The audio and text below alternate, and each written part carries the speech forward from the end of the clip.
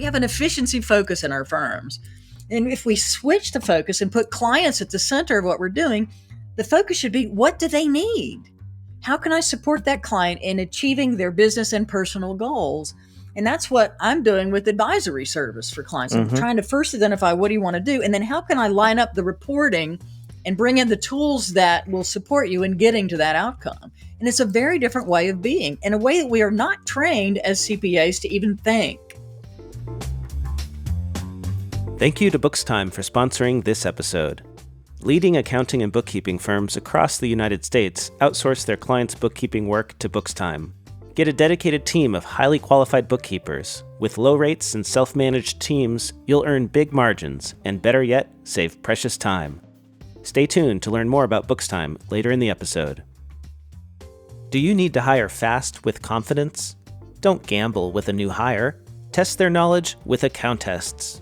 Accountests offers a suite of technical knowledge, personality, and critical reasoning tests designed by accountants for accounting firms. Send an online test to a job candidate and get an instant report when they finish. That means you can make offers ahead of the competition.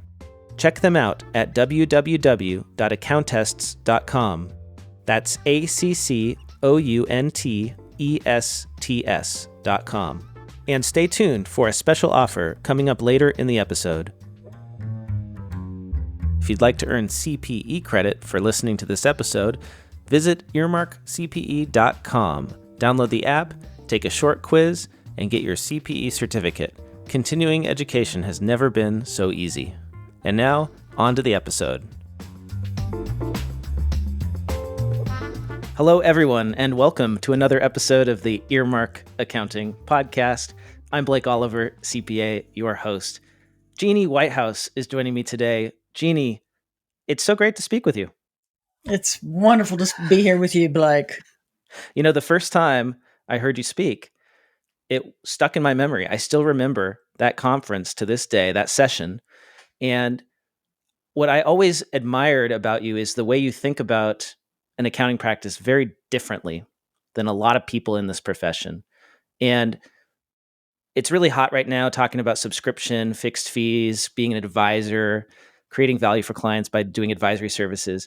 But this is like nothing new. And you've been talking about this stuff for a long time. And way too long, Blake. Way too long. I'm sorry. That was the wrong way to phrase it.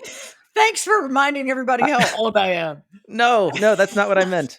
But it's true. I feel the same way. I've been pounding the same drum for a long time. Since early 2000, Blake. So there we go. I'm not off base there. 20 years. 20 years you've been talking about this. And I feel like more people need to hear this. So today we are talking about communication, how to communicate financial information to normal people. I love this title because so many times in my own experience, I have gotten in front of a client with a P&L and a balance sheet, and it's gone completely sideways.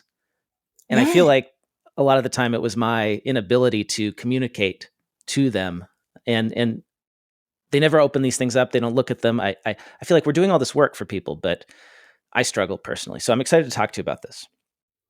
Well, you know, that's my whole mission in life, is to make this stuff relevant and interesting to people. And I really lived this. I was a partner in a CPA firm in Atlanta. I'm originally from Greenville, South Carolina, and I wound my way through different roles in accounting, primarily in the tax area. And the day I made partner, I left because I realized that I hated it. For getting to the goal that I'd set my whole life on track towards. I get to the goal and go, oh my God, I don't like this stuff. And I didn't like the fact that I wasn't impacting the clients, and I would have to tell them stuff and they didn't understand it. And of course, the tax information meant nothing to them. But what I did do while I was in the firm was go out and consult with small business clients. And I would sit down with them. And Blake, I'd walk in and they'd put their hands up as if I was there to arrest them and go, I'm not an accountant. Don't shoot me. They were ashamed and terrified. But I realized that if I could get them to laugh or to calm down, then I could sit down with them and educate them about what we were doing and take the fear out of the accounting. And it was something I just did naturally. Well, you're a people person. Well, I don't right? know, but Or I didn't want to intimidate and I wanted to make a connection, but apparently, but that was part of the frustration. I was doing that during the day and kind of coming back to the firm and doing the tax stuff at night. And I realized the stuff I did during the day was what I liked to do, getting out and talking to clients and breaking down those barriers to understanding what to do with the information that, we work with all the time, the numbers, the scary yeah. stuff. How did you get comfortable with that? I mean, you weren't born being able I to was I do was this, born a big fat nerd, like, and I like never most of us. communicated. I was a big numbers. I loved math. I loved calculus. I took AP calculus in high school, and I can remember coming back to class AP calculus. We had a homework assignment that was like extra credit in AP calculus. And I was so excited about trying to figure out the answer that I went to my next class and said, "Can I just keep working on this math problem?" And I figured it out. And I ran back up to the instructor in high school and said, "I had the answer." And he said, "Great, present it to the class next time." And I thought, "Oh my God, what have I done? I don't want to communicate. I don't want to stand up in front of the class. I'm a nerd. I don't like it." But I did it. But it was so nerdy and I was so excited about this math stuff that I was shy and, never talked and didn't have a voice. But when I started working with clients, the desire to help them overcame my fear of communicating, and it also made me want to get better so that these people could create better results for themselves, because the stuff we do matters. And that's really the passion that drives me. Is I know what we do is important, and I also know that what we do is gobbledygook to our clients. I mean, just like what you said, Blake, when you hand them something, a financial statement or a tax return, or you start talking about something, P&L or balance sheet or depreciation or LIFO or something scary like that, we get this deer in the headlights look back from them. And that is an indicator to us, it should be, that the value is slipping away and going right down the drain. Because if I'm communicating something that the recipient does not understand, the value declines exponentially in minutes. When I start going over their head, I make them feel stupid. And then that by default means that my value is going down. And so we need to do the opposite. Try to make clients feel smarter, and then we will be more appreciated and valued, and we'll be able to help them. So when you say normal person, our Yeah. title's a bit tongue in cheek here, right? Because Yeah. we're But there. There yeah, is no. there There's is no nerds. normal. Well, Yeah. maybe. I mean, let's be honest. There's the us, the nerds, and then there's Yeah. the normal people. So That's right. if we have to, Everybody else, like, well, right? there's nerds and there's geeks, which unfortunately many of us are both. Don't you think, Well, Blake? I mean, we're accounting nerds and technology geeks. so Today, we're doing both.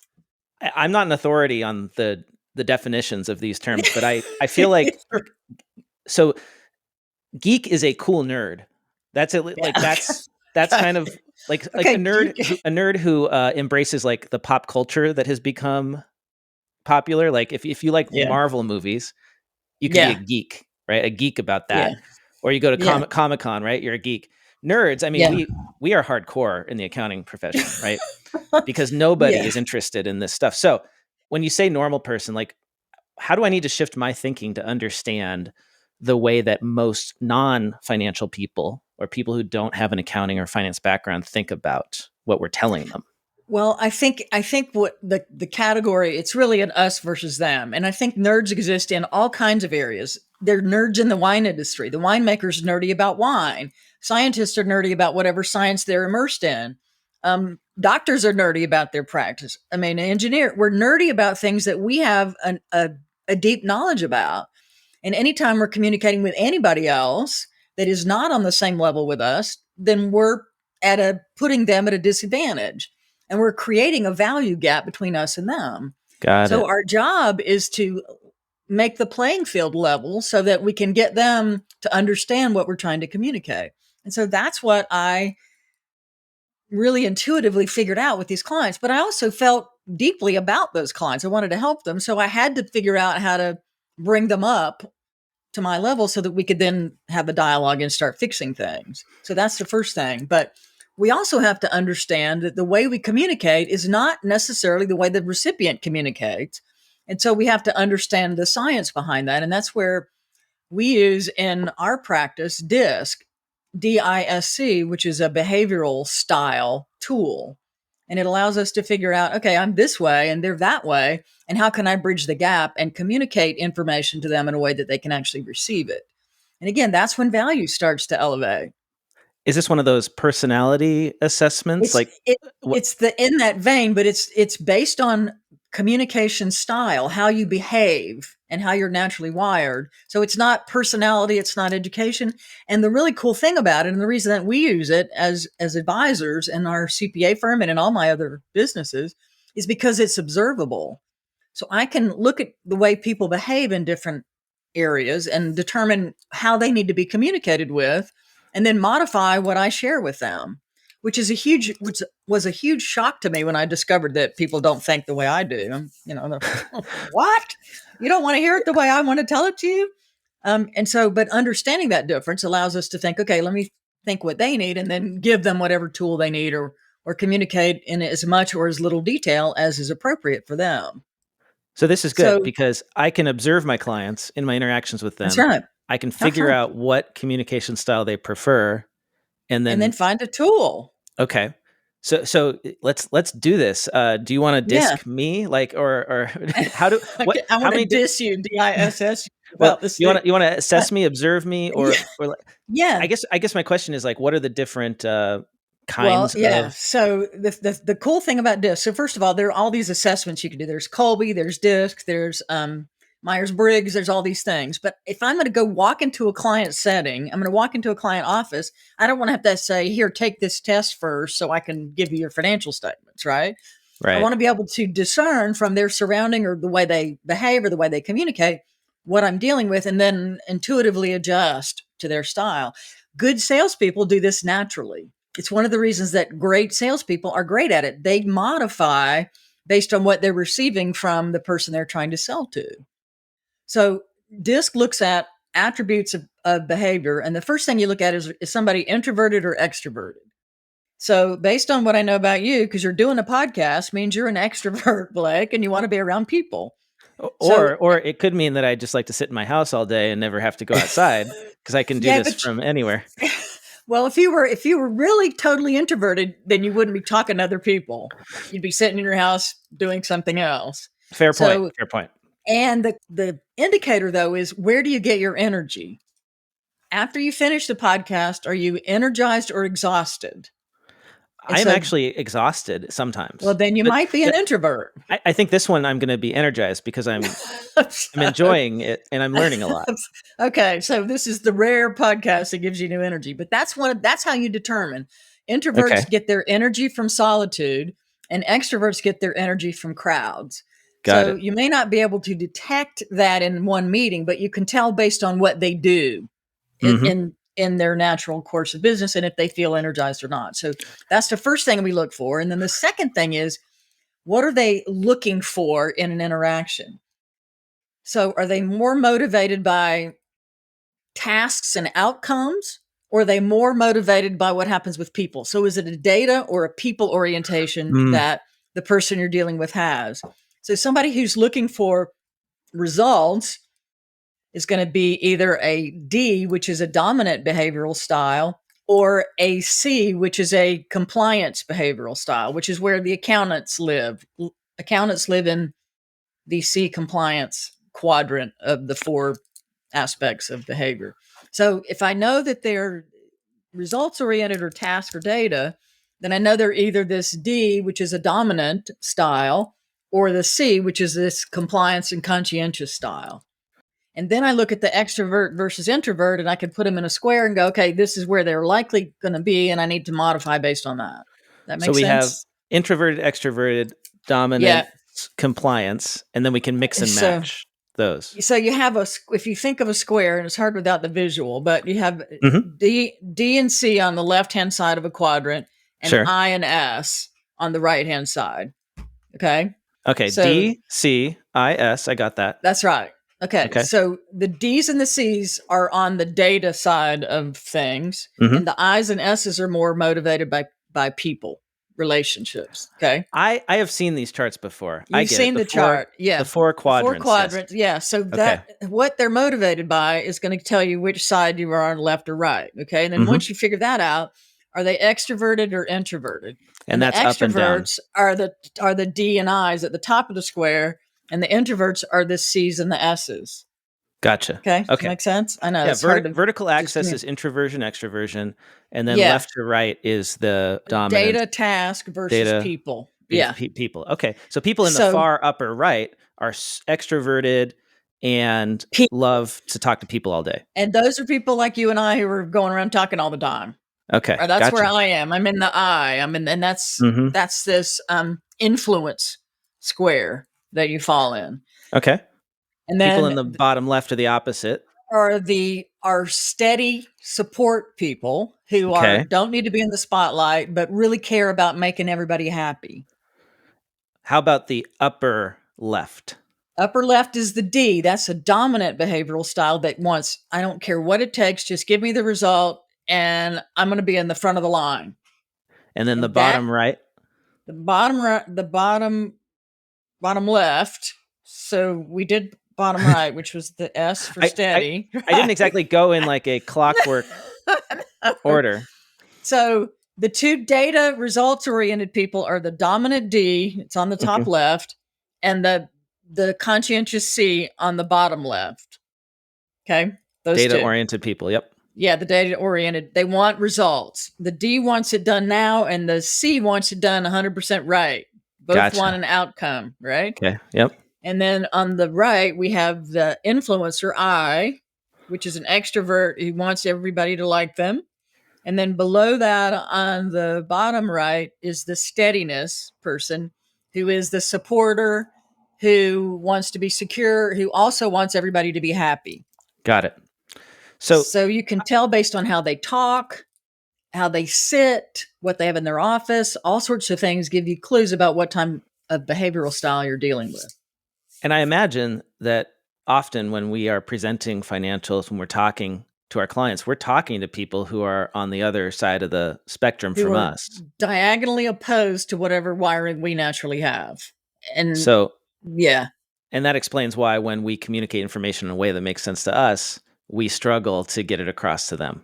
Exactly. We're coming at it from a different perspective. So our typical C, the traditional accountant who's drawn to this industry because they're introverted and don't want to deal with people and want to sit in the back office and do technical stuff, follow GAAP and, impose transactions. When they communicate, they want to prove that they're right. So what kind of information do you think they're sharing? What do you think, Blake? So they want to prove that they are right. They're right. So they are sharing metrics, KPIs. They are sharing percentages. Right? They're sharing a 500-tab workbook to prove that they have every single thing is tied together and documented and it's 100% right. All the backup is there, right? Yeah, they're going to give you 500 pages of stuff. Okay, so they're working with a high D who just cares about the bottom line. Did I make a profit or not? And I'm going to hand that high D who wants one number, 500 spreadsheets to back up the information that I'm communicating. And that person, I'm going to guess, doesn't want all the backup. That person could care less. They just want the answer. And so we have a natural communication challenge between us Wired accountants and that high D owner of most of our client businesses, who's a CEO. They tend to be high D. These are risk takers. They move quickly. I don't care what you did. Just tell me what the answer is. I might want to drill into something, but only if I ask. So if you give me 500 things, you have lost me.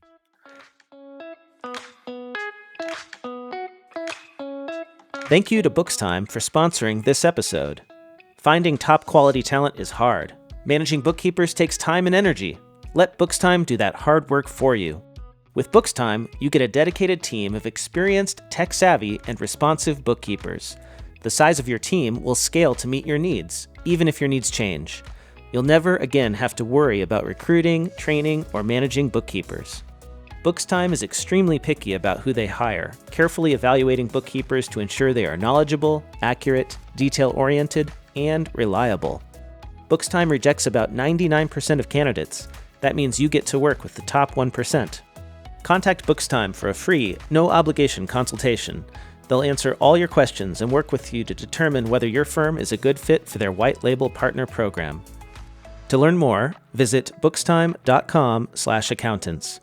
That's BOOKSTIME.com/accountants.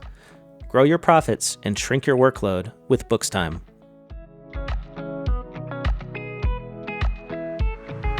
So this is really interesting because I, for the first time, have outsourced my own taxes this year. So I've been on the client side of things. Yeah. I am working with a CPA who I really like. And I had a question. I emailed him the question, and what I got back was, I mean, it could have been a book, right? That's what it felt like to me. And I Yeah. saw that email, and the last thing I want to do was read through You wouldn't paragraphs even and open paragraphs. it.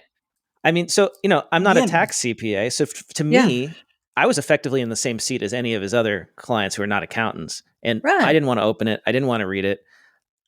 I really just was skimming to the bottom to see, like, what does this mean for me? Exactly. That's what many of our clients want, but we want to push it out the way that we would receive information.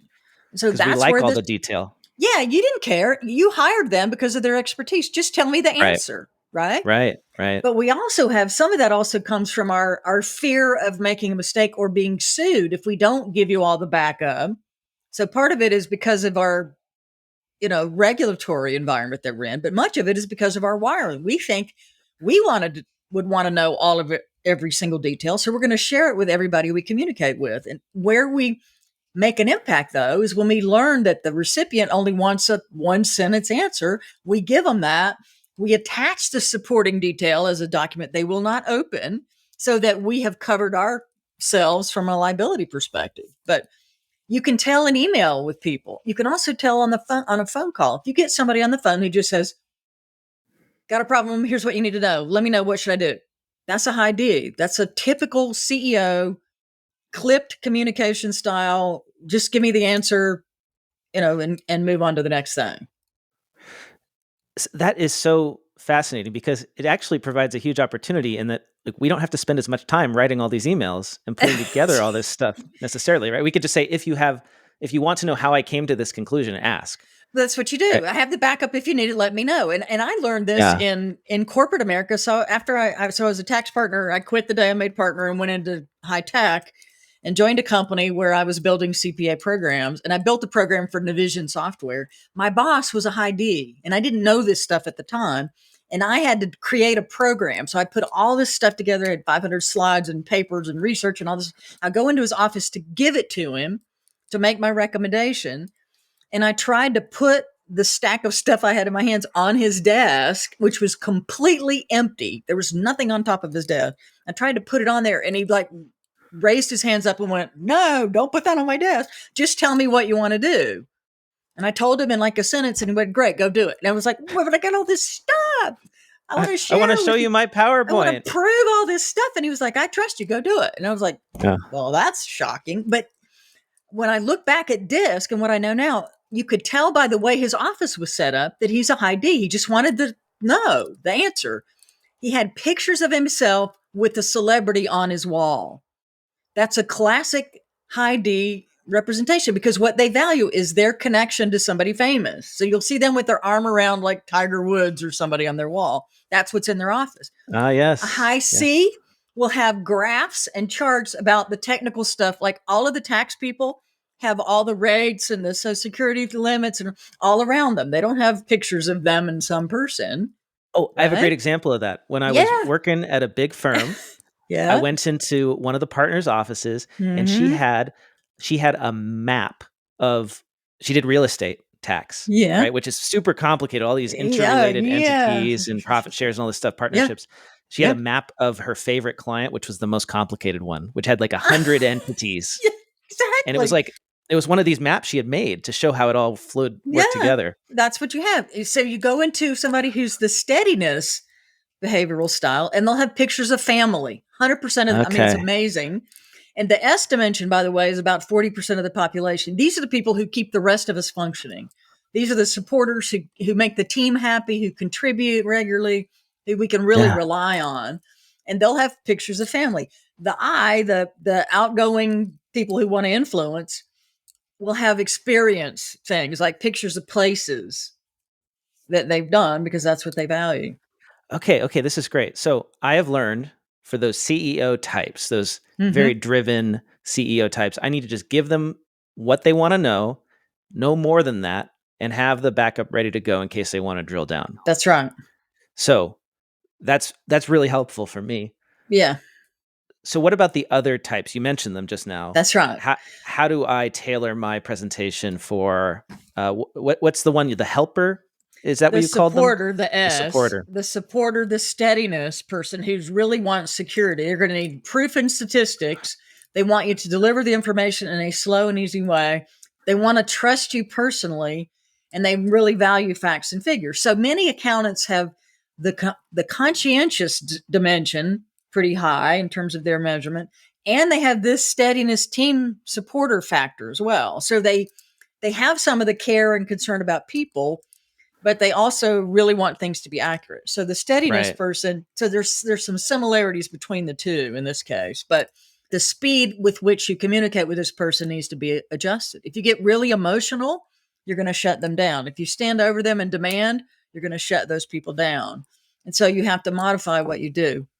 Actually, can we take a step back and Yeah. help me understand, like, give me an example of one of these people, the supporter people? Okay, Like, so I'll give you and you talked about geeks and Marvel. I'll give you examples from the Avengers. okay, Okay. okay, So if we look at the D dimension, the classic character representation of that is Tony Stark. If you think the about how he CEO. behave, the CEO, Tony Stark talks fast, really clipped, doesn't care what he has to do to get to the result. He doesn't care how many bodies he has to bury in order to get there. He wants to get it done. Gotcha. So Tony Stark and he's the Iron Man character in the Avengers series. The next example is the I dimension, which is the people, the influence dimension, and the character for that is Peter Quill, who shows up with a posse. He has that stick guy who's his helper. He shows up at the party with a boombox after the fighting is over.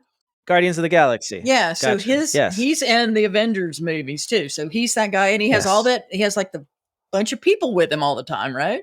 Yeah, And he's he's got his about the posse, his party. crew. Yeah, and Yeah. he shows up with a boombox after the battle's underway, and he contributes stuff. So that's the I influencer dimension. The Gotcha. steadiness is the person back at the office keeping the wheels on the bus, right? And that would be Maria Hill, who doesn't even get a cool costume and a title. She's like in the control tower making all the stuff show up for the Avengers to do whatever they're doing. So she's there. And then the C dimension is the Incredible Hulk, Bruce Banner, when he's not the Ah, Incredible yeah. Hulk. He's a really nerdy scientist who's going to do it the right way, follow the rules, who wants proof. And he and Tony Stark go to battle, and Tony Stark always runs him over, and eventually Bruce Banner helps him figure out the solution to the problem. So Got it. those are the extreme examples of how those dimensions can be displayed in terms of geek culture, as you called it. No, I love that. That's so helpful Yeah, because even though they are caricatures, they are. right? They're But extreme. Yeah, the reason that they resonate with people is because we all see a bit of ourselves in one of these characters. That's why the Avengers is so popular. it is. And the thing about those dimensions, so those are, if you are an extreme D, you're like Tony Stark, right? But we each Yeah. have those dimensions that we can push up or down based on the requirements of the situation we're in. So I could be a natural Bruce Banner, which is introverted, detail oriented, wants 100% accuracy. But if nobody else in the room will fill a void, then I will push myself and become more like Tony Stark if I really believe that I need to share something that matters enough for me to overcome my natural wiring. So you can push yourself into a different area, but what happens is you use energy to do that. So if you are wired a natural way and you're in a job, so let's say you're a high C accountant, traditional accountant, you love being in the back office, and your job requires you to sell or to go out and do community outreach, which is what in fact happens in many CPA firms. After you get to manager, you're supposed to now turn from a technician into a salesperson, right? We're supposed to make relationships and do all that stuff. So you can push yourself up and do that in the short term, but you're going to be exhausted when you do stuff that isn't in your natural bucket of comfort. So, getting back to how we communicate effectively with Yeah. these different personas, these different types of Yeah. people, I'm going to stick with this Marvel thing or this Yeah. Avengers thing, Avengers. Yeah. right? Because I don't know, I'm a nerd, I'm a geek. It Yeah, helps me you're figure it out. both. I told you you were Uh, both. So am I. so Yeah. Chris Pratt, right? Guardians of the Yeah. Galaxy. He's the Yeah. supporter type. So let's Yeah. say how do I know that I've walked into Star Lord's office? You said pictures of family You're going are to see. big, So this is, if he's the I, which is the social influencer, you're going to see right? stuff like he's going to talk about the last trip. First of all, he's going to want to break the ice with the personal connection to you. So that tells you that people matter more than data. So that gives you, he's one of two things. He's either an I or an S. Okay. Okay, So he's got the influencer thing. Then you look around his office and you see that he's got a bunch of trips or things around him or his awards or something like that. Okay, this guy's probably a speaker or somebody who's vocal, who's visible, who values that stuff more than 100% accuracy.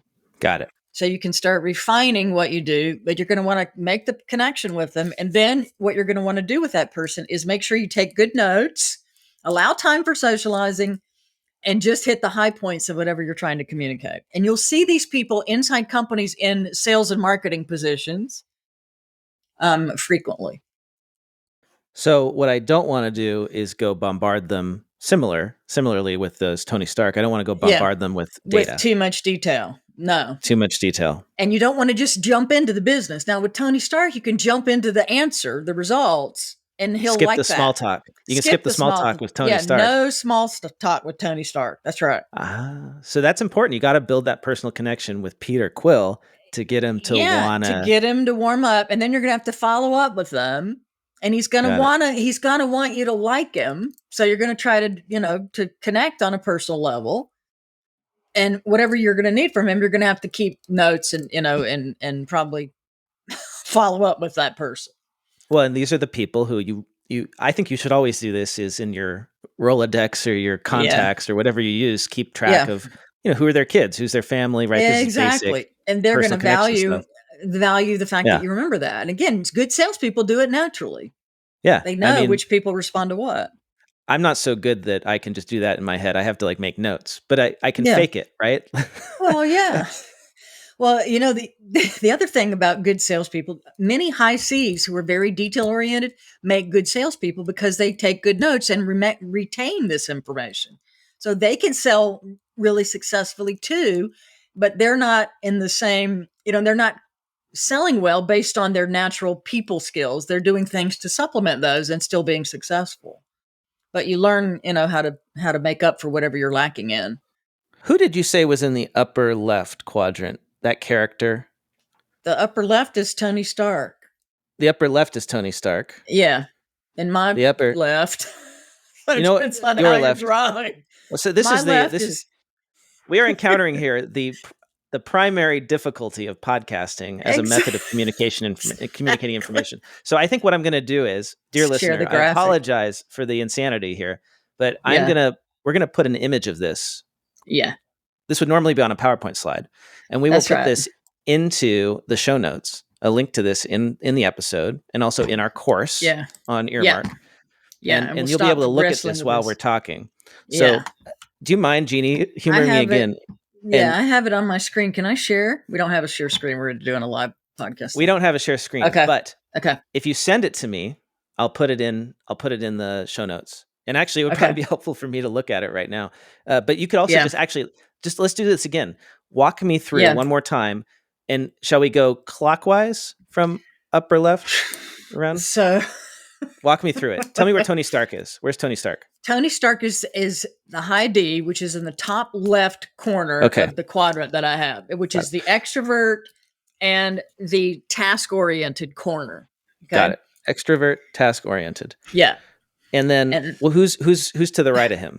To the right of upper him right. is the I, which is also an extrovert, but people-oriented. Got it. And that Okay? is And Peter Quill. that is Peter Quill. That's right. Okay. Now, moving clockwise, we're going to the bottom right. Below Who's the that? I is our S, the steadiness factor, and that is Maria Hill, who's the woman. It's usually a woman because they're the ones keeping us all moving forward. who's back in the control tower managing all the stuff. And in one episode, she sends the ship that rescues everybody else. So she's managing all the technology and the operations in the back office, doesn't get a cool costume, but keeping everything happening. Right. This So is, the yeah. Oh, S, the steadiness. So Deputy Director of Shield. Shield is what keeps that's the Avengers all that's going, right. There you go. right? There you go. Got it. And that's in the introvert people quadrant. Yep. And then in the bottom left, so we've gone clockwise all the way around to the Yep. bottom left. Yep. That's Bruce Banner, the That's Incredible Bruce Hulk. Banner, the high C. That's the introvert data focused quadrant. That's when he's not the Incredible Hulk. That's when he's the Not the scientist. Incredible Hulk. When he's in his scientist Bruce Banner mode, he's Gotcha. focused on following the rules and being 100% sure that his solution is going to work versus Tony Stark, who just wants to blow through it and do it. And, Yep. 1,000 people die. It's okay. So I'm going to guess that most accountants, like on average, most accountants would identify with the Bruce Banner bottom left C. quadrant. Right. Yeah. The traditional accountant, many accountants that are successful have a C and S. So they have a bit of a people orientation, but they're still really detail oriented. Mm-hmm. The S component gives you steadiness and security as motivators. So they're slightly different, but the S dimension is the hardest one because it's the least extreme of all four behavioral styles. And it's also extremely common across cultures. And I had a client, I think, that probably fit into the S category, the Maria Hill. And she was the like director of operations of a not-for-profit. Yep, perfect. Because she cares about a cause. She likes security. And she probably likes process. So she wants to build repeatable structure. So that's the perfect, that's where you would see somebody. Yeah, process and structure. Okay, process. So how do we then, well, maybe you have some more ideas for how to identify those people. I'd be curious to know, like when I walk into Maria Hill's office at Shield. You're going to see photos of family, relationship, and keeping everybody happy. So you're going to see that focus. You're also going to have her, she's going to break the ice just like the I, but she's going to be much more low-key, less emotional than the I, and needs proof and facts too, just like the C. So that could be challenging because like you don't get a lot of feedback necessarily on how you're doing from that and type these of person. people are poker faced. Yeah, they're not going to be wearing their emotions on their sleeve. Now the I is going to be wearing them. You're going to know where they're coming from and whatever. So the S is Peter Quill, you know exactly what he's thinking all the time, right? He's going to tell you. Maria Hill is not necessarily. That's right. Okay. And these are deeper thinkers. The introverts are deeper thinkers. The D's and I's are shoot from the hip. Very different style. And you could tell based on the first phone call with these people, based on the email exchanges. You can really get these clues when you start realizing that that's in fact what you're getting from people is communications about how you can be more effective in reaching them. Thank you to Accountests for sponsoring this episode. Have you ever hired a team member whose actual accounting ability fell far short of what they claimed on their resume or in the interview? If so, you've experienced the frustration, disruption, and financial cost of a bad hire. Don't gamble with a new hire. Test their knowledge before you hire with Accountests. Accountests offers a suite of technical knowledge, critical reasoning, and personality tests designed by accountants so accounting firms can learn if job candidates truly meet your requirements. Send an online test to the candidate. After they complete it, you'll get an instant report about the candidate's accounting skills, intellectual ability, and working style. That means you can make a fast offer ahead of your competition to the best and brightest. Accountests also helps you retain and develop your current team members. Is there someone on the team you might want to promote? Is there someone you're thinking about putting in more of a client-facing role? Try the ARPQ Personality Profile. It's a personality test designed specifically for accounting firms. You'll learn your employees' preferred working style and get a personal development plan to help them and your firm reach your goals. Accountests has a special offer for the listeners of our show. Visit www.accountests.com, choose any of their tests, and get 50% off by using the code earmark50. That's ACCOUNTESTS.com. So when I go in to present to a Mm-hmm. Maria Hill to an Mm-hmm. S. She's an S. Mm-hmm. Yep. What do I do differently? If I'm a high C, it's going to be fairly simple for me to reach her. The only thing I'm going to have to try to do is make a personal connection before I dive into the data that I have to share with her. She's going to want the data. She's going to want the proof. She's going to want the backup. So for a C to communicate with an S is not as big a switch. For a D to communicate with an S is going to be a bigger switch because Interesting. the D is going to just go get this done and then leave. And the S is going to be sitting there going, well, that person was rude. And, and then when the D comes back in an hour and says, are you done yet? The S is going to be shut down because that speed and urgency is against their natural wiring and it makes them tense up. Well, and you even see these conflicts in accounting firms. Oh, I you could see them all see the time. like the rainmaker in an accounting firm might be that Uh-huh. high D Tony Stark type person, and Exactly. the chief administrator might be that S, and they can often butt heads. They do. And you see a Or lot of accountants who are S's who are also partners at the table trying to make decisions. right, The negative attribute of that is if I have a whole firm of S's who are people oriented and want everybody to be happy, what do you think it happens when it comes to making a decision? they don't. Exactly. Because They you can't waft make they everybody happy, right, right? So right, you and they want to never make get everyone happy. anywhere. And the C Interesting. has, if you think about, we have the S and the C wants it to be 100% right before they make a decision. You see firms that can't move. So Yeah. what ends up happening is that rainmaker becomes the managing partner and then is making fast decisions and the rest of the firm's not bought in and you see conflict arise based on that. Mm. And of course, we've got Bruce Banner at the end. If we are Bruce Banner, talking to yep. a high C, a Bruce Yeah. Banner, chances are our methods will work perfectly because they just want all the data. They want the data. And if you've got the data, then it's going to work great. You're going to Yep. be naturally communicating with them. And we expect everybody we communicate with to be those C's, right? If that's how we're wired. Yep. And so that's the challenge. We have to adapt to be more successful and to make them more comfortable in what we're trying to communicate. And we don't just want to communicate information. We also want to make our clients more successful. We want them to feel good about working with us. So Right. so that's my next question. In how do we make our clients feel smart? Well, and this is one of the challenges that we have as a profession, because one of the things that we have in our own minds is that we must prove how smart we are. And if that's the approach we bring to bear on a problem, then what we're doing by default is making them feel dumb, right? And the first time, Blake, and you mentioned this already, but the first time that I really understood what it felt like to be a client of mine was when I moved from Atlanta to California and went to my first wine tasting. I'm a redneck from South Carolina showing up in Napa Valley, which is like the mecca, at least to me, of expensive wine that I could never afford, right?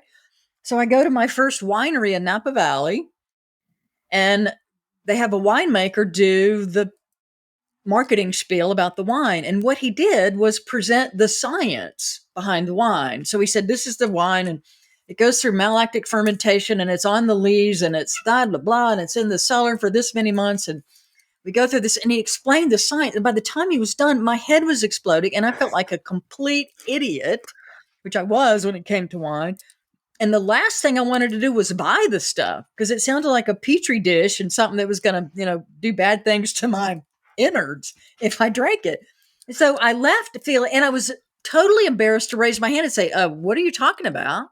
Because I'm the one redneck in the room, right? So I'm not going to ask. So as a result, he doesn't have a chance to communicate to me. He loses a sale. He loses an opportunity to turn me into a fan because all I got was stuff that I had no context for.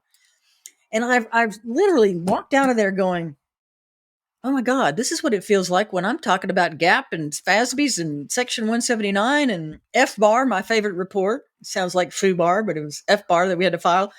All that stuff. And that's exactly how it feels to be on the receiving end of gobbledygook that doesn't mean anything to you.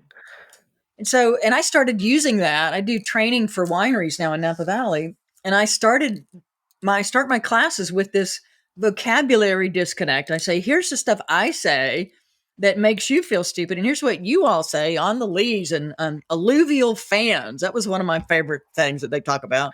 Alluvial Um, fans. What a great. alluvial fans. It's a I have no idea what that is. it's a geographical thing. It's how the water rains down the mountains. It creates silt that comes down. I don't know, something like that. But I mean, Oh, it's that kind of the terminology. what is it? The terroir. The The terroir, yeah, and terroir. I had Yes. people show me their hand to describe this alluvial fan thing. It makes the ground better. I mean, they went through all this stuff, Right.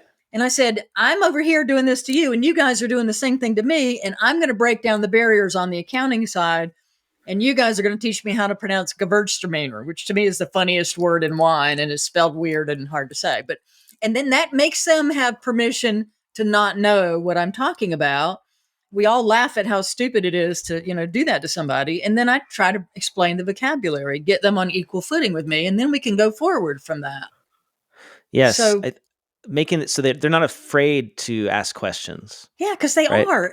We expect people to reach a particular level and suddenly have somehow learned accounting, right? They start out being good at selling, and by the time they get to managerial levels, they're supposed to understand financial statements, and nobody bothers to train them or teach them or explain it to them. And so you're intimidated to say, "Well, what are you talking about? What is this balance sheet thing you speak of?" You can't do that. And so we just launch into this stuff. And I think lots of owners are in that position. And again, they're not going to say to the tax person, I don't know what you're talking about. This thing you're saying, so it's tough. But our value is dependent on this stuff having context for our clients. This whole conversation is making me it's giving me flashbacks to my days Mm-hmm. in accounting as a manager, Yeah. having meetings with clients. Yeah. And so much of my meetings with them, I was sitting across the desk and we're going over the financial statements, and Mm-hmm. they're really just they're trying to understand how their business works Yeah. from a From financial point this. of view. Yeah. Yeah. And a lot of it is really basic. Like, I cannot tell you how many times I explained the difference between cash and accrual. And I'm sure the Between first time profit and cash, Blake, between between profit profit and and cash. cash. That's the Yeah. biggest That's question. a If I better made a, way to that's a yeah, better way to say it. if I made a profit, where's my cash? They always ask that. I used to go Yeah. out and do books for clients, and I would leave. I mean, I remember asking one of the owners, well, what does it feel like? How did you do? And he said, well, we did fine until you came out here and took away all of my money and all of my profit. And I was like, well, wait, you think I came in with a briefcase? But what I did is make accounting adjustments. Right. Right. So they don't know. Yeah. But what they're trying to do is run a business, not comply with financial standards, which is what everything we do is built for. Right. Right. Right. And so there was a series of things that happened, but I really wanted to leave the profession and make our profession more valued and make this stuff relevant to people so they could apply the numbers in creating what they were trying to build. And that's been my mission since I left the firm. Everything I've done is based on that. Well, it's a good mission. I think you're doing a service to the uh, profession, because who cares if we put together all these numbers and reports if nobody understands them? well, If they that's the don't thing. I if they don't know. do something, right? Well, and you think about what we've done often as a profession is focus on efficiency. And you'll hear Ron Baker and Ed Kless talk about this all the time. We focus on making doing the wrong stuff inside our firms faster, right? We have an efficiency focus in our firms. And if we switch the focus and put clients at the center of what we're doing, the focus should be, what do they need? How can I support that client in achieving their business and personal goals? And that's what I'm doing with advisory service for clients. I'm Mm-hmm. trying to first identify, what do you want to do? And then how can I line up the reporting and bring in the tools that will support you in getting to that outcome? And it's a very different way of being, and a way that we are not trained as CPAs to even think. Yeah. We're trained to think about all the regulatory stuff we must follow to be a CPA. And so this is a Right. huge shift. It is. I mean, when I started bookkeeping, Yeah. I didn't really understand. Well, here I was doing bookkeeping, and I didn't even know this at the time, but basically to get a tax return done. That's why Exactly. it was Yeah. I was being hired, right? I was being Yeah. hired to compile numbers, to reconcile bank accounts, to get a tax return done. That's But right. the what I was doing wasn't actually helping the business owner run their business any At better. all. At No. all. No. That's the lowest value. That's what I was doing for like $20 an hour, right? Yeah. Like Yeah. that is the lowest value and $20 an hour, like I think Uber drivers make more than that Well, when you that's take out. right. And that's what we teach, that I teach accountants to become advisors, and I use a methodology called level 5 advisory service. That's level 1 work. That's what Right. everybody who does accounting can do or should be able to do. And what Right. our clients need is to get it from the basic stuff to actionable insights, which is what you get to at level 5. How does this stuff work and what do I change to make it better? And we never get there with most of our clients. We're still trying to get the level 1 right. Well, and then so we don't. That's an entire topic. A different Moving up topic for a that different day. for a Yeah. different Yeah. day, but I want to get an idea of this. Like so, Yeah. so what kind of information then should I be? It's not just how I provide the information; it's also what I give them, right? So, like, Well, what kind of information do yeah, you give to your clients? we have to find a way to put it in context for them. And so one of the tools that we go to is Fathom, which is a dashboard tool that has one screen in it that I show clients even in a sample mode. So I can show a sample company inside Fathom and say, this is the kind of thing we want to get you to. Hmm. It is where I can put in your financial goal. And typically that's cash for people in the wine industry. They want more cash because it's a cash intensive industry. I can put in where they are now based on what's in their accounting software. And then I can show them the levers they have to push to make cash flow go up. And then I can slide bars and show them if you fix your price point by 2%, here's the cash you can generate. If you fix your AR collection and collect by 5 days faster, here's how much cash you're going to put in the bank.